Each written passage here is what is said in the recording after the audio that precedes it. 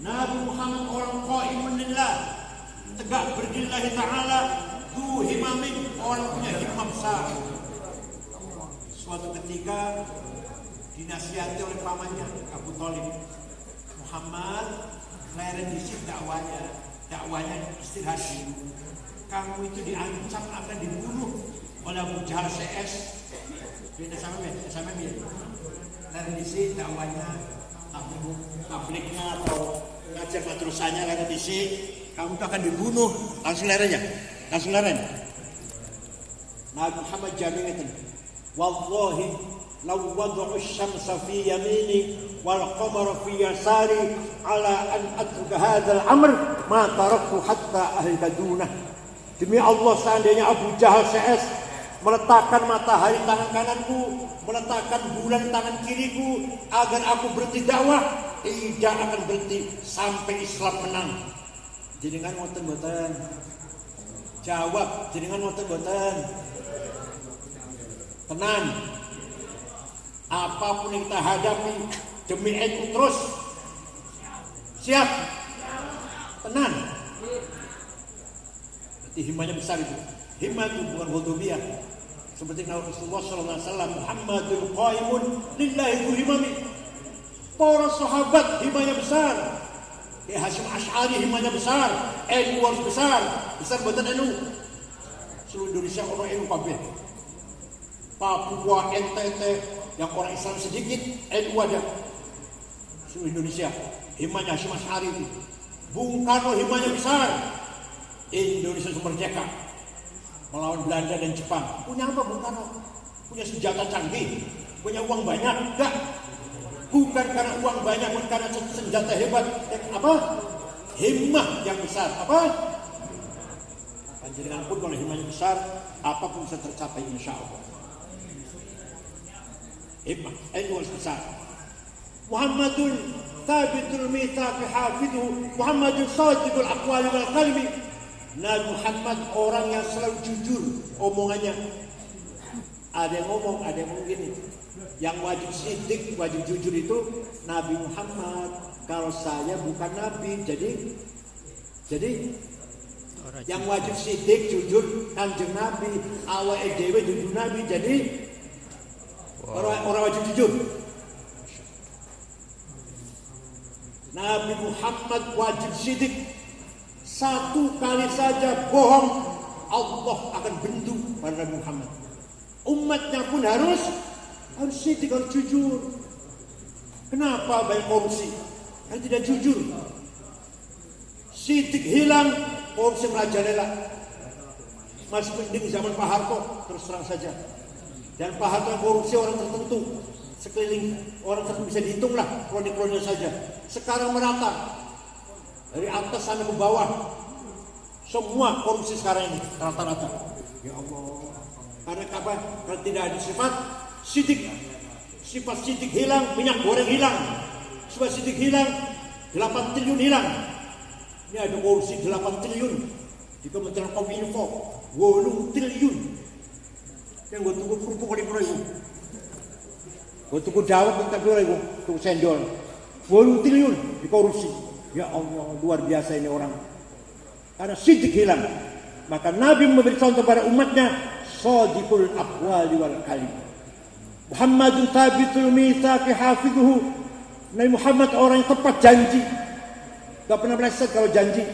Jangan kalau janji tepat enggak? Panjenengan kalau janji tepat tidak? Utang duit ngomongnya sebulan, 2 tahun.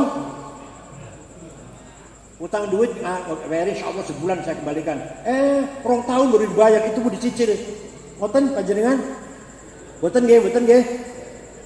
Kita harus shadiqul aqwali wal kalim, tsabitul mitsaqi hafidhu, menjaga janji dengan tepat. Itulah sifat Rasulullah sallallahu alaihi wasallam. Yang kedua, nafsu syahwatiyah. Nafsu ingin senang, mangan enak, tidur enak, kendaraan bagus, istri cantik, duit akeh, perusahaan maju, sawah akeh, kebun akeh, walhasil perusahaannya majulah, pengen jadi konglomerat. Ini datangnya dari apa? Nafsu syahwatiyah. Dari apa namanya? Nafsu syahwatiyah.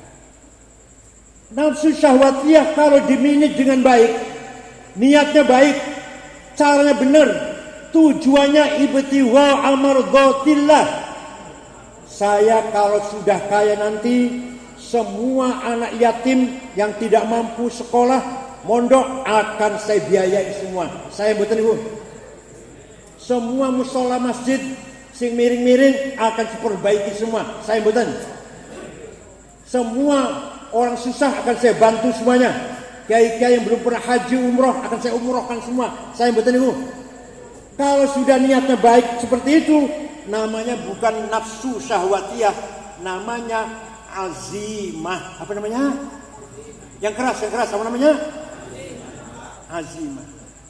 Ala qadri ahlil azmi ta'til azaimu wa ta'ti ala qadril kiramil makarimu fatakburu fi aini as-saghiri sigharuha wa tasgharu fi aini al-azimil azaimu.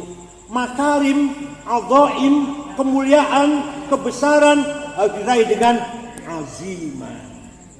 Maka kita harus membangun NU yang penuh dengan himmah, masyarakat yang penuh dengan himmah, dan masyarakat yang punya azimah yang besar. Insyaallah Jepara menjadi baldatun thayyibatun warabun kaya, sejahtera, pinter-pinter, masya Allah, beribadah kabeh. Maka Kanjeng Nabi Muhammad membangun kota namanya Madinah. Apa namanya? Dari kata tamadun, dari kata mutamaddin. Apa artinya? Negara atau masyarakat yang beriman, berakhlak, sejahtera, dan berpendidikan. Masyarakat yang berilmu, berpendidikan, sarjana, sedoyo, semuanya sarjana, sejahtera, semuanya nggak ada yang miskin, beribadah, berakhlak, namanya masyarakat Madinah. Apa masyarakat apa? Mutamaddin, madani. Kapan Jepara menjadi masyarakat mutamaddin? Kapan kira-kira? Kira-kira kapan kira-kira? Bupati baru. Insya Allah. Mudah-mudahan kita semua seperti itu. Itu semuanya amal dari Allah. Jadi saya ulangi kesimpulannya ya. Amanah ada dua. Amal langsung dari Allah, nggak boleh otak-atik, yaitu agama. Agamisnya dua, akidah dan syariah. Amanah nomor dua, amanah yang bersifat ijtihadiyah, bersifat duniawi, membangun masyarakat yang sejahtera, bertakwa, berperadaban, berbudaya, berakhlak, dan rukun akur solid. Ngoten-ngoten Jepara, ngoten-ngoten. Akhlaknya saya betul orang Jepara. Saya coba ini saya dongeng. Bukan dongeng, cerita. Saya pernah pergi ke Australia. Di Australia setengah bulan ceramah muter-muter kota-kota Brisbane, Melbourne, semuanya. Hari terakhir saya ceramah di Sydney, ibu kota. Besoknya mau pulang. Lepas ceramah, pada asar belanja oleh-oleh di toko-toko kecil. Dapat 2 kardus. Saya bawa ke hotel, diberesin oleh-oleh itu. Setelah beres oleh-oleh, HP saya nggak ada. Kasur tak wolak-walik, pojok-pojok gue lagi orang no HP hilang. Yus hilang yus lah. Sesuatu muri Jakarta tuku mana? Jam 9:30 dalu ada orang ngetok pintu. Saya buka, pegawai hotel dengan ada anak muda bawa HP saya. Ini bapak HP-nya ketinggalan di toko saya. Ini saya kembalikan. Coba. Kira-kira kalau HP ketinggalan di warung Jepara gimana kira-kira? Diatur ya. Itu akhlak namanya. Padahal bukan orang Islam padahal.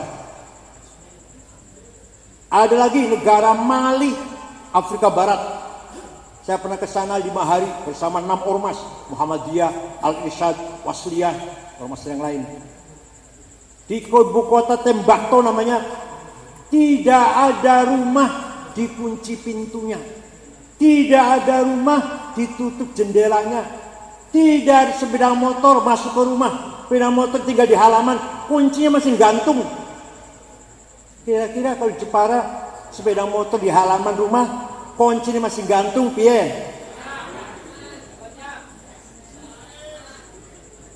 Ini akhlak ini.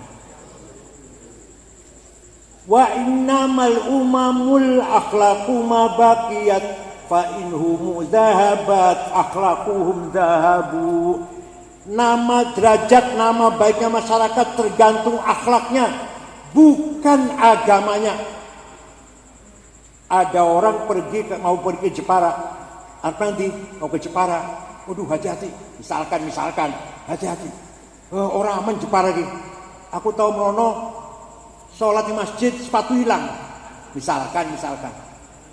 Tahu merono sepeda motor tinggal tunggu rokok nang Alfamart, spion hilang.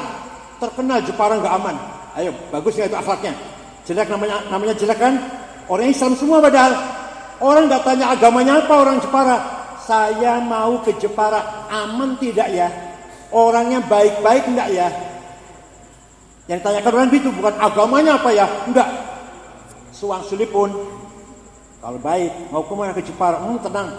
Orangnya baik-baik semuanya, akhlaknya baik, hormat sama tamu. Pokoknya enggak takut kurang makan lah, kurang minum. Pasti di sana orangnya baik-baik menyambut tamu dari luar, aman, tentram. Dompet ketinggalan nang toilet 2 hari masih utuh, orang bergeser. Itu orang Jepara katanya. Saya betul itu namanya. Walaupun orang beragama non Muslim, kalau akhlaknya baik, orang semua senang.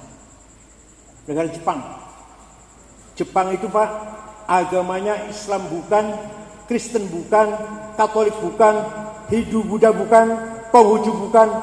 Agamanya namanya Shinto. Agama apa? Agama lokal. Kalau Jawa Dharma Gandul lah, Gotoloco lah, Subud. Tapi akhlaknya Pak, di Jepang tidak ada calo. Di Jepara ada calo? Tidak ada penipu, tidak ada pembohong, copet, penodong, jambret, boten wonten. Ngantri tertib, kalau ada apa-apa ngantri tertib. Tidak ada sampah puntung rokok satu pun di jalan. Padahal bukan orang Islam itu.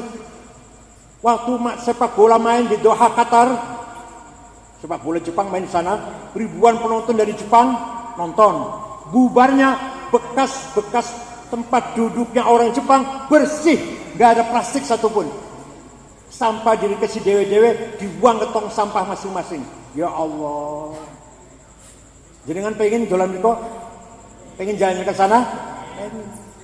Suang sulipun Afghanistan, mireng namanya ku, dengar nama negara itu 100% Muslim, 97% ahli sunnah wal jamaah, madhabnya Hanafi, Tarekota Naqsyabandiyah, tapi terdiri dari 7 suku, terdiri namun 7 suku, Indonesia 400 lebih sukunya, terdiri dari 7 suku, perang saudara wis 40 tahun, paten-patenan, bom-boman, bom ledak di jalan, di pasar, di kantor, di masjid, di rumah sakit, bom ledak sampai sekarang. Paten-patenan, podo ahli sunnah, podo warga negara Afghanistan. Presidennya namanya Burhanuddin Rabbani, apal Quran. Presiden namanya Burhanuddin Rabbani, apal Quran, dipateni. Tantek Amerika kafir kata Taliban. Ono bocah nembang pateni. Perempuan nyanyi haram. Jadi nyanyi haram, matine ora haram. Nyanyi haram, matine enggak haram. Ayo sampean pengen ora dolan nang Afghanistan? Pengen boten? Boten, sejan 100% Muslim padahal. Ini namanya akhlak, karakter nggih. Monggo Jepara tunjukkan akhlaknya mulia, akhlaknya terpuji, insya Allah akan mendapatkan kehormatan dari masyarakat yang lain, sehingga masyarakat Jepara terkenal dengan ashabul akhlaqil karimah, ashabul khuluqil karim, orang berakhlak mulia, berkarakter mulia. Ngoten nggih? Dan kula pesen malih jaga ajaran sunnah wal jamaah, teruskan tahlil, manaqib, tawassul, berzanji, burdah, simtud duror, debat, terus dibaca nggih. Baca nggih. Apapun orang, misalkan ada orang mengkritik Wahabi, Salafi, gak usah didengar. Tetap kita mau coba berjanji tiap malam Jumat, tiap ada akikah, selamatan syukuran omah jadi, syukuran opo ae lah, mau coba berjanji, mau coba tiba, ngoten nggih. Ini merupakan kekayaan kita. Bahkan bila perlu apal. Rais Suriah, Khatib Suriah, kudu apal berjanji. Yang orang apal, orang sedang propin. Karena apa? Karena barzah itu milik kita, milik kita orang NU. Kalau bukan kita yang apal, apa Muhammadiyah suruh ngapal? Enggak, hanya kita yang apal. Mana Satu Qul Jilani apal, khutbah nikah apal, khutbah Jumat apal-apalan. Itu mimbar masjid, di masjid jangan dikasih buku khutbah, jangan dikasih buku khotib khutbah apal-apalan, jangan baca. Kalau masih baca jangan pakai lagi. Masya Allah, harus gitu loh. Tunjukkan kita ini berilmu, berkualitas. Hafal surat berjanji apal, debat apal, Buddha apal, sumduran apal. Khutbah nikah, khutbah gerhana, khutbah Jumat, khutbah nikah, apal. Apal khutbah Jumat, rutin biasa itu sih. Tunjukkan kita ini berkualitas. Ngoten nggih? Teruskan kita tingkatkan nilai-nilai ajaran Ahlussunnah wal Jamaah harus kita istiqomahkan, dan anak cucu kita kecil-kecil diajak berjanjian, diajak Maulid Nabi agar terus lestari ila yaumil qiyamah. Banyak sekali orang tuanya NU, anaknya Wahabi. Banyak terjadi di Jakarta. Orang tuanya NU, Maulid Nabi dan sebagainya, anaknya menjadi Wahabi, nggak mau Maulid Nabi, nggak mau ziarah kubur. Innalillahi wa inna ilaihi raji'un. Mudah-mudahan apa yang saya sampaikan ini bermanfaat untuk kita semua. Syukran wa dumtum fil barakati wan najah. Wallahu bihamdihi thariq. Wassalamualaikum warahmatullahi wabarakatuh. Bismillahirrahmanirrahim.